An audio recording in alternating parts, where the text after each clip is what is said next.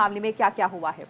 देखिए, सबसे पहले तो सुनवाई के बाद क्या हुआ कि सीबीआई ने अपनी स्टेटस रिपोर्ट दाखिल की।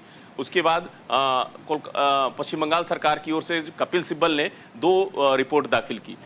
स्टेटस रिपोर्ट जो सीबीआई ने दाखिल की थी उसको पढ़ते हुए जो खंडपीठ थी उसमें मुख्य न्यायाधीश जो चंद्रचूड़ थे, उन्होंने सब कुछ सवाल पूछे। उन्होंने पूछा कि मेडिकल कॉलेज से प्रिंसिपल की दूरी कितनी है, या एफआईआर कब दर्ज की गई थी, उसका टाइमिंग क्या था। इसको लेकर कपिल सिब्बल ने जवाब दिया कि, और जो हमारे एसजी थे उन्होंने जवाब दिया कि 10 से 15 मिनट तक दूरी है और करीब करीब 8:30 से 10:15 के बीच में जांच की गई थी और उसके बाद एफआईआर दर्ज किया गया था उस दिन, घटना के रात में अगले दिन। तो इस तरह से जो स्टेटस रिपोर्ट था उसको लेके कपिल सिब्बल ने जो स्टेटस रिपोर्ट दाखिल की थी उसमें उन्होंने 2 चीज़ें मसला कोर्ट के सामने पेश किया। उसको पेश करते हुए कि इस पूरे डॉक्टरों की हड़ताल की वजह से अब तक 23 मरीजों की मौत हो चुकी है उस अस्पताल में। उसके अलावा उन्होंने ये भी बताया कि कैसे भीड़ इकट्ठा हो गई थी, उसके कारण क्या क्या दिक्कतें हुई थी, परेशानी हुई थी। तो उन चीज़ों को भी उन्होंने हवाला दिया कि जांच उससे कैसे प्रभावित हुई थी, जो शुरुआती जांच हुई थी। तो कुल मिलाकर दोनों तरफ के जो वकील थे एसजी और कपिल सिब्बल, उन्होंने अपनी अपनी बातें कही कोर्ट के सामने। कोर्ट ने इस मामले को सुनवाई करते हुए अगले मंगलवार तक, 1 हफ्ते तक सीबीआई को समय दिया है कि 1 हफ्ते में अपनी जांच पूरी करें और इस मामले की अगली सुनवाई जो है वो अगले मंगलवार को होगी। ठीक है, लेकिन ओम प्रकाश जी, इस मामले में हमने ये भी देखा था पिछली बार कि किस तरीके से आरजीकर मेडिकल कॉलेज की तरफ से जब ये केस सुप्रीम कोर्ट में जब पहुंचा था और इसकी वकालत करने के लिए 25 वकील एकजुट हो गए थे। खासतौर पर कपिल सिब्बल की भी बात हमने सुनी थी, उन्होंने भी इस बात का जिक्र किया था कि देखिए, अगर हमसे सवाल पूछा जा रहा है कि एफआईआर दर्ज करने में देरी क्यों हुई, तो आप ये भी तो देखिए कि जो मृतक का के जो परिजन थे, जो उनके माता पिता थे, उनकी ओर से एफआईआर ही अगर लेट दर्ज करवाई गई थी तो इसमें हमारी क्या गलती होती है। ऐसे में ये भी बहुत ज्यादा जरूरी हो जाता है समझना कि एक और तो पूर्व प्रिंसिपल भी कटघरे में खड़े हो चुके हैं। वकीलों के सामने जब ऐसे सवाल रखे जाते हैं जजों की ओर से, तो वो भी कहीं ना कहीं कुछ अलग से तथ्य देकर के इस केस के एंगल को मोड़ने की कोशिश करते हैं। तो आखिर ये केस इस वक्त किस ओर डाइवर्ट होता हुआ दिखाई दे रहा है? कब तक इंतजार न्याय के लिए करना पड़ेगा लोगों को? देखिए, ये जिस तरह से पूरा मामला है, अभी फॉरेंसिक जांच चल रही है। फॉरेंसिक जांच की रिपोर्ट अभी नहीं आई है। सीबीआई की जांच चल रही है, उसकी रिपोर्ट अभी कंप्लीट नहीं हुई है, उनकी जांच अभी पूरी नहीं हुई है। और इसीलिए आज कोर्ट ने 1 हफ्ते का और सुप्रीम कोर्ट ने 1 हफ्ते का और वक्त दिया है सुप्रीम कोर्ट को। लेकिन जिस तरह से ये मामला पेचीदा हो गया है, जिस तरह से अलग अलग बयान शुरू में आए, जिस तरह से जो फॉरेंसिक रिपोर्ट आए हैं, या कुछ ये भी आरोप लगा है कि वहां से सबूतों को नष्ट किया गया है, पुताई करा दी गई है, रेनोवेशन का काम हुआ है, तो ये केस बहुत ही डिफिकल्ट हो गया है। शुरुआत में आया कि इस मामले में कई लोग शामिल हैं। जो घटना हुई है मर्डर और रेप की, उसमें कई लोगों के शामिल होने की बात आ रही थी। बाद में जो शुरुआती जांच हुई सीबीआई की और बाकी जो एजेंसियों ने जांच की, उसमें जो मुख्य अभियुक्त था उस पर ही सिर्फ आरोप लग रहा है। तो ये मामला इतना सीधा नहीं है, इसके पीछे और भी क्या रैकेट चल रहा था, क्या उसके पीछे और काम चल रहे थे, उन सब की पहलुओं पे जांच हो रही है। जो ईडी की टीम है और सीबीआई की टीम है, वो प्रिंसिपल के जो ठिकानों पे छापेमारी कर उनके एसेट और उनके जो बाकी दूसरी संपत्तियां हैं उनकी भी जांच कर रही है कि ये इन्होंने कैसे इकट्ठा किया, क्या और चीजें।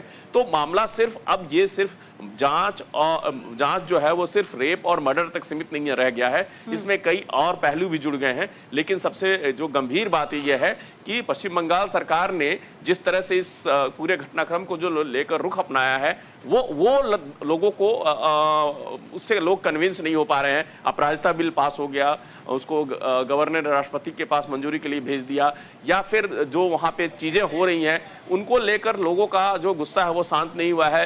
पिछले 1 महीने से लगातार जो है वो आंदोलन चल रहा है। मामला सुप्रीम कोर्ट में है और सीबीआई से बार बार जो जिस तरह से स्टेटस रिपोर्ट जो है तलब की जा रही है, दूसरी तरफ सड़कों पर जो अभी भी हम देख रहे हैं लोगों का गुस्सा जिस तरह से फूट रहा है, चाहे हम बात राजनीतिक पार्टियों की करें या फिर दूसरे संगठनों की बात करें, प्रदर्शन लगातार हो रहे हैं।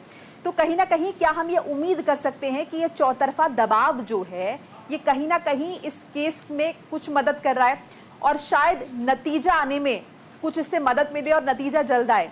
नहीं, डेफिनेटली देखिए, अगर सीबीआई जो है अपनी रिपोर्ट सौंप देती है और उसमें जो भी चार्जशीट फाइल होती है, तो निश्चित जो उसके बाद न्यायिक प्रक्रिया होगी वो बहुत जल्द होगी और इसमें गंभीर सजा भी दिए जाएंगे। जैसे सरकार ने जो कानून पास कर दिया है, या पहले से भी जो रेप और मर्डर के लेकर जो कानून है वो भी बहुत ही सख्त है, आजीवन कारावास तक की बात है। अब तो जो नया अपराधिता बिल पास हुआ है उसमें तो मृत्युदंड की बात कही गई है। लेकिन जो आंदोलन चल रहा है वो पश्चिम बंगाल सरकार के रवैये से लोगों की नाराजगी है। उन पश्चिम बंगाल सरकार ने जो शुरू में एक्शन लिया या शुरू में जो कार्रवाई की, उससे लगा कि इस मामले की लीपापोती की जा रही है, चाहे वो डॉक्टर की सुरक्षा की बात हो, हॉस्पिटल में सुरक्षा की बात हो, इवन जो आरोप चल रहा है कि सीआईएसएफ को सुरक्षा व्यवस्था सौंप दी गई है, लेकिन पश्चिम बंगाल सरकार उनके साथ कॉपरेट नहीं की रही है। उनको जो जरूरी सुविधाएं मुहैया करानी गई है, जो जरूरी जो उनको ऑर्डर्स और जो संसाधन मुहैया कराने हैं वो अभी तक मुहैया नहीं कराए गए हैं। उसी तरह से लोगों का मानना है कि प्रिंसिपल हटा दिया आपने, या जो कार्रवाई की वो बहुत लेट की। इस मामले में तो लोग जो है राजनीतिक अगर थोड़ा सा इसको रंग दिया जो जा रहा है, उसमें तो ममता सरकार से इस्तीफे की मांग की जा रही है। तो ये मामला तभी सवाल होगा जब ममता सरकार कोई बड़ा एक्शन लेती है, उसमें चाहे वो राज्य के पुलिस जो बड़े आला अधिकारी उनका ट्रांसफर हो, या उनकी बर्खास्तगी हो, या फिर स्वास्थ्य मंत्री या कई और जो राजनीतिक अगर कुछ फेरबदल होता है या इस्तीफे की बात होती है, तब शायद लगता है कि इस मामले में कुछ बीच का सुलह सफाई की बात निकलती नजर आएगी। लेकिन ओम प्रकाश जी, इस मामले में हमने ये भी देखा कि किस तरीके से ममता बनर्जी खुद सड़कों पर उतर आती है, कभी वो मार्च निकालने लगती है, रैलियां करने लगती है। उसके बाद से जब अपराजिता विधेयक वो जो जिस दौरान पेश कर रही थी, उस दौरान भी हमने देखा कि वो किस तरीके से बीजेपी की सरकार को घेरती हुई नजर आई। लेकिन जब उनसे सवाल पूछा जाता है कि आपके राज्य में इतनी घटनाएं हो रही है, आप उस पर बात कीजिए, तो वो उस पर चुप्पी साध जाती है। वो कह रही है कि उसी के लिए तो हम कानून लेकर के आ रहे हैं, लेकिन उस कानून में वो कह रही है कि 10 दिनों के भीतर हम सुनवाई भी कर देंगे, सजा भी दे देंगे। ऐसा मुमकिन हो सकता है क्या? क्योंकि अगर किसी भी मामले की जांच होती है तो उसमें समय लगता है, हर एंगल से जांच की जाती है। तो क्या इतनी जल्दी वाकई किसी मामले को लेकर सुनवाई की जा सकती है? और अगर ऐसा मुमकिन है तो फिर ये पश्चिम बंगाल की सरकार आज तक वो सोई हुई क्यों नजर आ रही थी? नहीं, देखिए, दो तीन, एक तो इस पूरे मामले का राजनीतिकरण हो रहा है, इसमें कोई शक नहीं है। और जो बात आपने बताई कि कैसे इतनी जल्दी बिल पास करके और इतनी जल्दी सजा, इन्वेस्टिगेशन, देख निश्चित तौर पे हो सकता है कि निचली अदालत तक आप इसमें जल्दी सुनवाई कर दें, लेकिन उसके ऊपरी अदालतों में जब चैलेंज किया जाता है, हाईकोर्ट में जब मामला जाएगा, तो निश्चित तौर पे उसके बाकी पहलुओं को भी ध्यान में रखा जाएगा, मद्देनजर रखा जाएगा। तो जो अदालती कार्रवाई है या जो जांच की है, निश्चित तौर पर एक कह सकते हैं कि जांच को तेज गति से आगे बढ़ाने के लिए ये बिल लाया गया है कि जांच जल्दी पूरा हो, 15 दिन में हो, फिर 15 दिन का एक्सटेंशन मिले, 1 महीने 45 दिन में जांच पूरी हो के चार्जशीट फाइल हो। निश्चित तौर पे ये उस दिशा में एक सराहनीय कदम है। लेकिन आप ये देखिए, जो वहां पे राजनीति हो रही है, सिर्फ कानून बना देना नहीं है मामला। तो यहाँ पे कल जो उनके खुद उनके एक राज्यसभा सांसद ने इस्तीफा दे दिया, और उस इस्तीफे में उन्होंने क्या आरोप लगाया अजीत सरकार ने कि भ्रष्टाचार का मामला और इम्प्लीमेंटेशन का मामला सबसे बड़ा इशू है कि राज्य सरकार चाहे जो भी नियम कानून बना दे, वो अमली जामा नहीं पहना पाते हैं। जो अधिकारी है या जो जिनको इम्प्लीमेंट करना है, जो प्रशासन से जुड़े हुए लोग हैं, वो इतने ज्यादा भ्रष्टाचार में लिप्त हैं कि किसी भी नियम कायदे कानून को लागू नहीं कर पाते हैं, या किसी न किसी को बचाने की कोशिश होती है। तो इससे जो आरोप लग रहा है ममता सरकार पर, वो सबसे बड़ी चुनौती है कि अंदर भी